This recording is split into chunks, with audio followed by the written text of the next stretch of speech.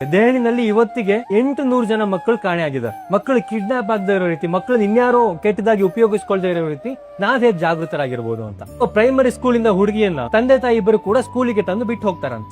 ಅವ್ರು ಬಿಟ್ಟು ಹೋದ್ಮೇಲೆ ಮಧ್ಯಾಹ್ನ ಲಂಚ್ ಅವರ್ ಆದ್ಮೇಲೆ ಆ ಮಗುವಿಗೆ ಗೇಮ್ಸ್ ಪೀರಿಯಡ್ ಅಲ್ಲಿ ಆಟ ಆಡಕ್ಕೆ ಬಿಟ್ಟಾಗ ಆ ಮಗು ಆವರಣದಲ್ಲಿ ಆಟ ಆಡ್ತಿರುತ್ತೆ.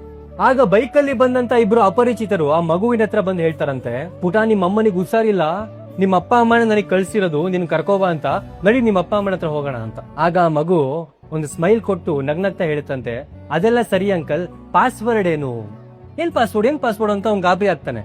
ನಮ್ಮ ಅಪ್ಪ ಅಮ್ಮ ಯಾರೇ ಹಿಂಗ್ ಕರೆದ್ರು ಕೂಡ ಒಂದ್ ಪಾಸ್ವರ್ಡ್ ಕೊಟ್ಟಿದ್ದಾರೆ, ಆ ಪಾಸ್ವರ್ಡ್ ಅವ್ರು ಹೇಳಿದ್ರೆ ಮಾತ್ರ ಅವ್ರ ಜೊತೆ ಹೋಗ್ಬೇಕು ಅಂತ ಹೇಳಿ ಜೋರಾಗಿ ಕೂಗ್ಕೊಳ್ಳುತ್ತಂತೆ.